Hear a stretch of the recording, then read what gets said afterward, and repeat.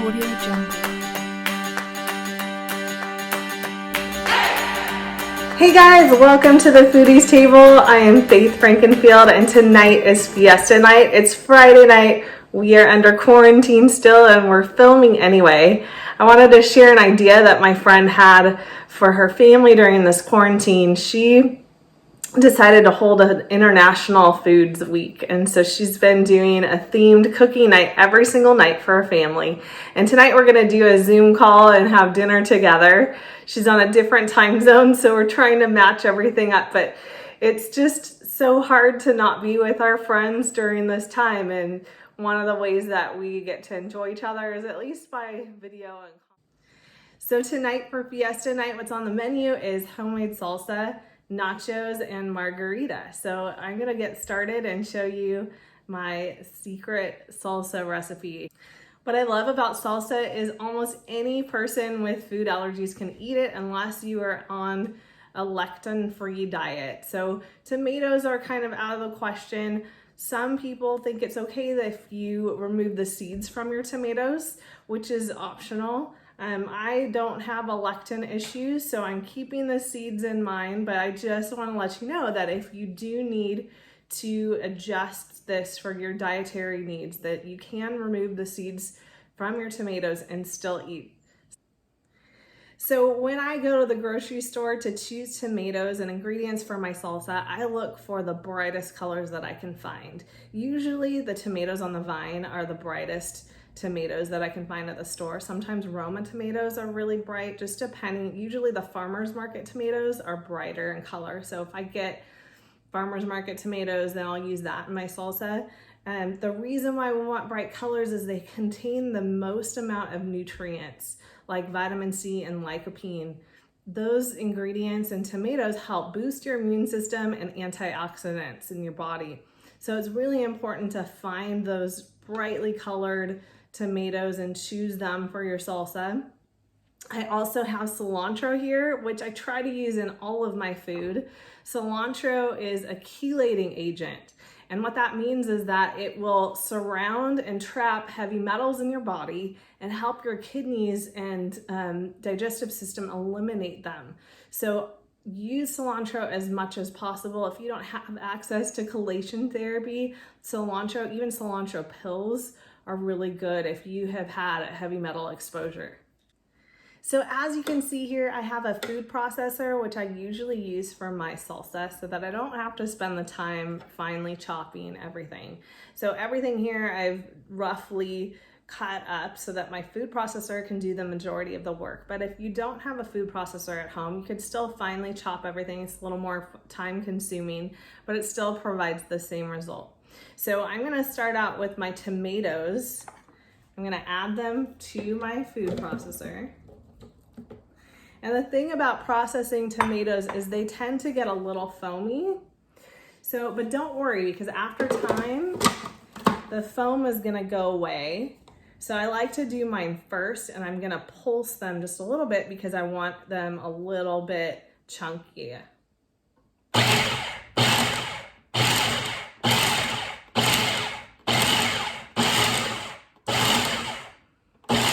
I'm gonna let this sit for a minute. And I have 2 cans of tomato sauce here. Right here, I forgot to mention that this was 5 tomatoes on the vine. I have 2 16-ounce cans of tomato sauce. I like kind of that restaurant salsa that is a little more tomatoey, saucy. But if you prefer more of a pico de gallo salsa, you can leave out the tomato sauce in it all. It'll be just a full chunky type tomato sauce.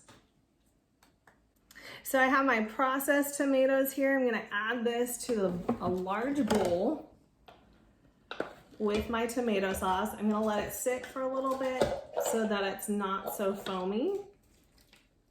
I'm gonna replace the blade. I'm gonna mix this together. Now, the only thing that I don't use in my food processor is the cilantro. And the reason why is sometimes when I process cilantro in a food processor, the salsa gets to be a little bit bitter. So I actually roughly chopped the cilantro and I'm adding it to the bowl. This is 2/3 of a cup of cilantro. And if you could see here, it's starting to make a really good base. I'm gonna let this sit while I process the rest of my food.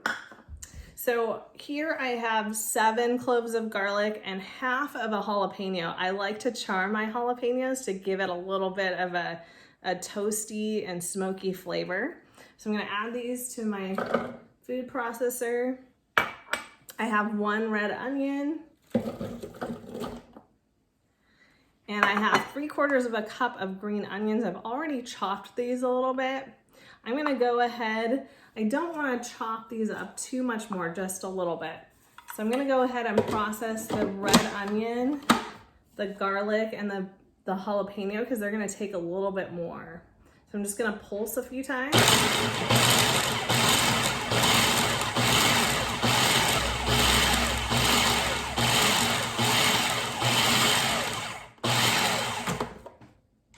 And you want to make sure that everything is processed together and it's all about the same size. It smells so good. Onions and garlic are called aromatics for a reason. So I noticed that my garlic isn't as chopped as much as I want it to be. So I'm going to process this a little bit more.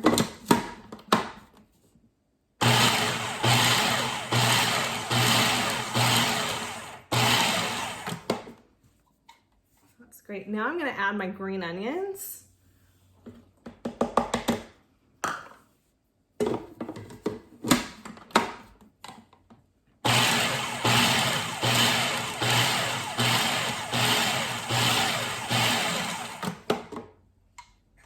Let's see.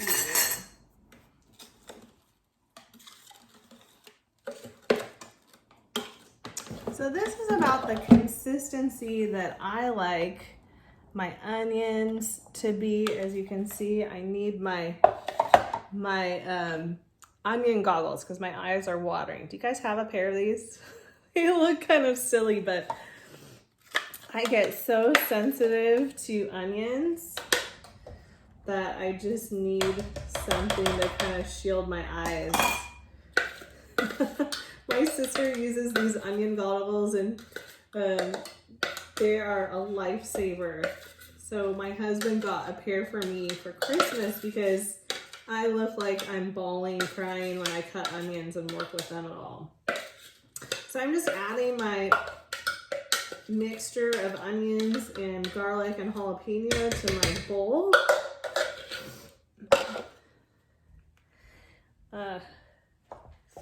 I'm gonna stir them together. And I have a nice chunky salsa. It's just chunky enough, but it has a little bit of that tomato sauce restaurant feel. I love it.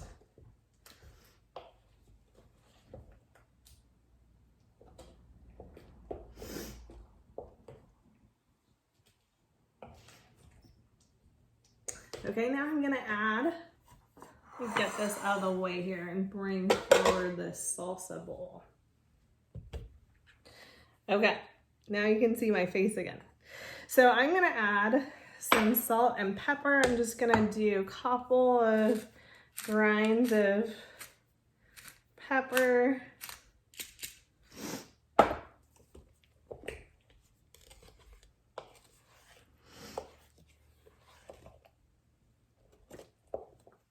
And then I'm adding a teaspoon of salt.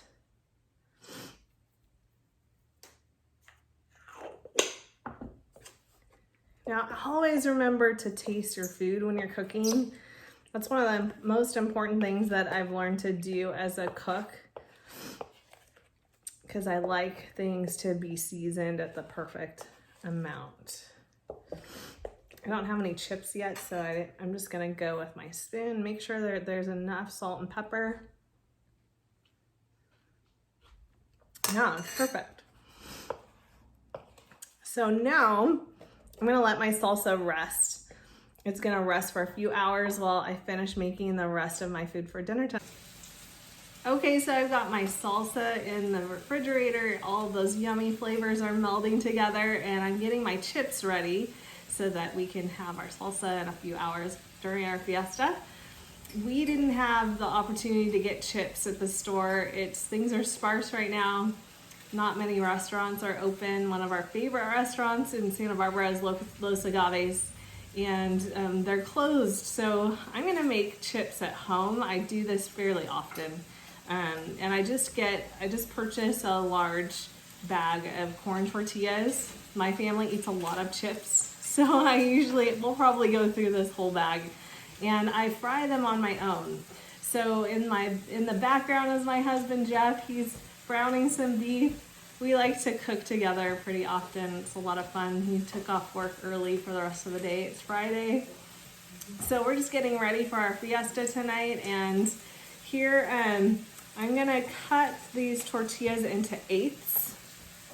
I don't know if you could see this very well, but it's just simple. I have a big stack of tortillas. You can leave them in fourths if you like your chips larger. But I like mine pretty small so that we have enough of them, because the larger they are, the quicker they go. So right now in the background, next to Jeff is a wok full of oil that's heating up. I don't have a fryer, but you can use any kind of pan for for frying food. You can also use an air fryer, which is an option. An air fryer takes a little bit longer for chips because you have to just do a little bit at a time.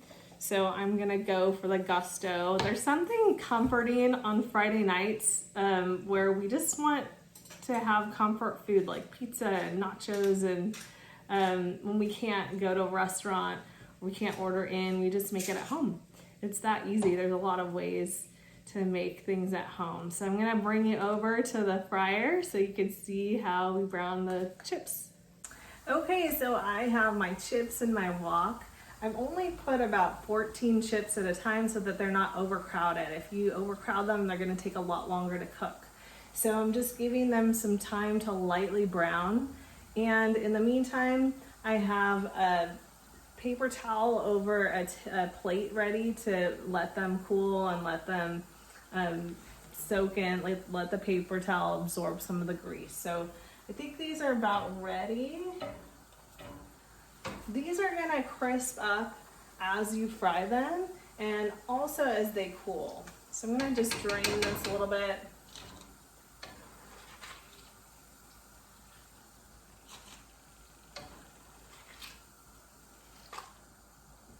If you want to add salt to them, now is the time to salt them. I don't usually need a ton of salt in my chips because I feel like my salsa has enough flavor to where it doesn't need to be salty.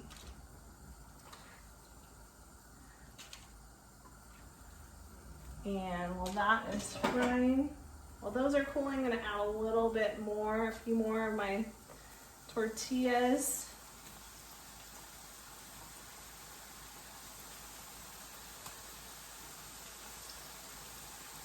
Now, if you want to use a good type of oil, a great type of oil for health benefits is safflower oil. It heats really well. Avoid oils that oxidate when you cook them. There's certain oils that help. They can stand high heat, and safflower oil is one of them. Safflower also has some really great health benefits for your body as well, if you're worried about the types of fat that you're getting in. I love the color of these chips. This is how it turned out. They're just a light golden brown. They're not too dark. And they're almost ready to use with my salsa. Okay, while my hubby is in the background doing chips, he's finishing them off for me, I'm gonna make our margarita simple syrup. And I'm just gonna do one serving for myself because I'm doing a sugar-free simple syrup. So I'm using erythritol, which is an amazing sugar substitute. It's very low on the glycemic index.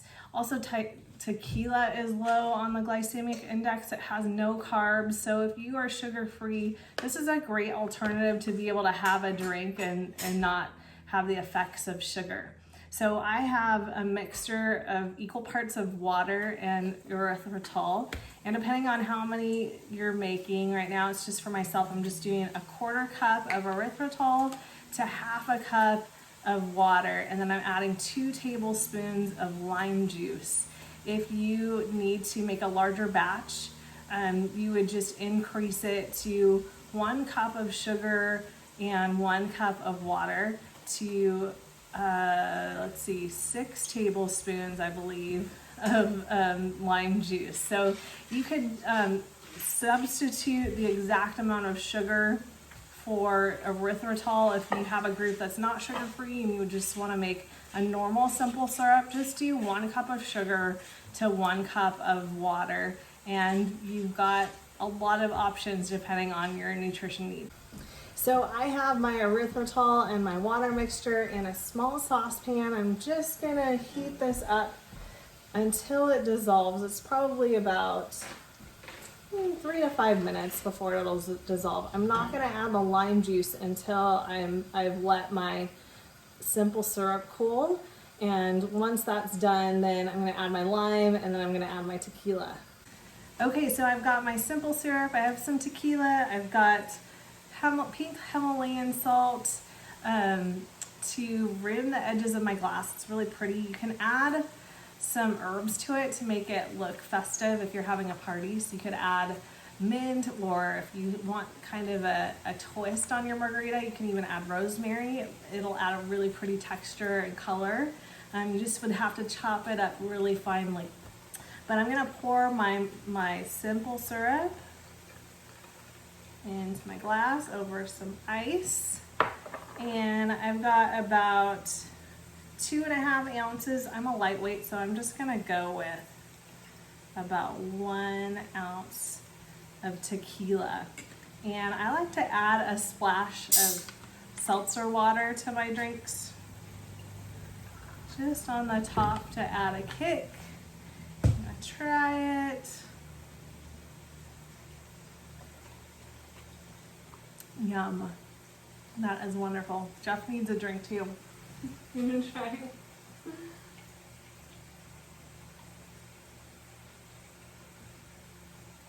Can you tell it's sugar-free? No, that's really good. You can't even tell that it's sugar-free. So if you wanna, you can completely do erythritol instead of sugar in your drinks. Your guests probably wouldn't even notice.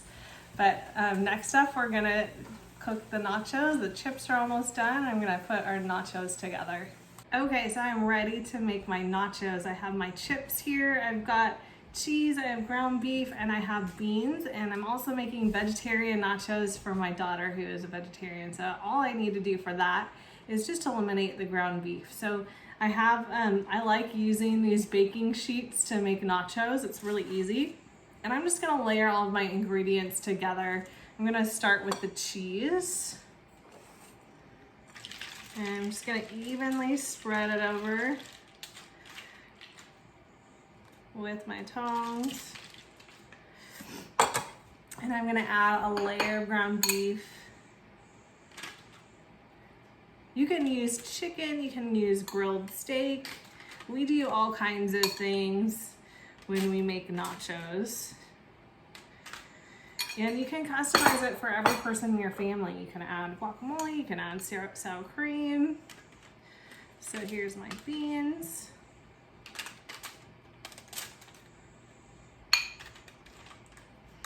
I'm gonna add a little more cheese.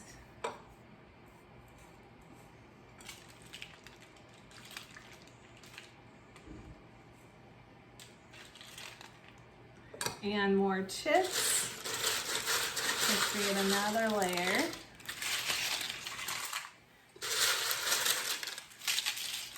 Just pile as much on in layers so that you get a little bit in every bite, because it's no fun to get to the bottom of your nachos and not have any cheese or beef left.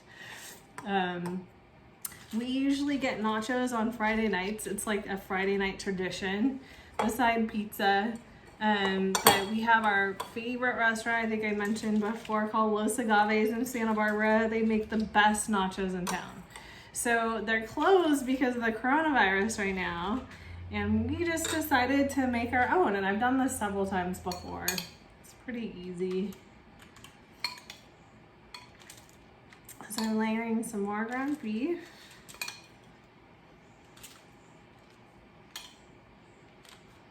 And more beans. Now, my son is not a huge fan of beans. So if I wanted to go crazy and customize it for everyone, I would make his with no beans and Eliana's with beans only. I'm under a little bit of a time crunch because we are getting together with some friends.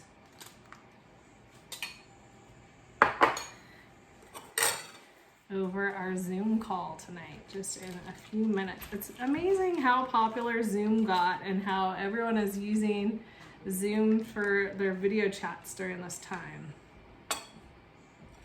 So I'm gonna do lots of cheese on the top.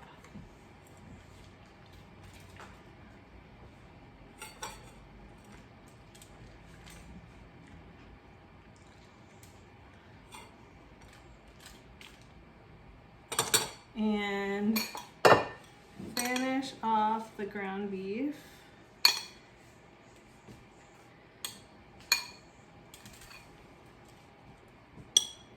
This is a lot of food for 3 people.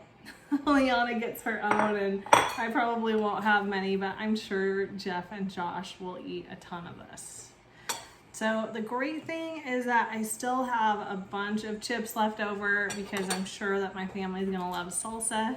I'm gonna cover this with tin foil because it helps the cheese melt and it helps things stay pretty hydrated. Sometimes if you do nachos without tin foil on the top, it gets kind of dry. So I recommend keeping tin foil on the top, and I'm gonna cook it in the oven at 350 for about 20 minutes.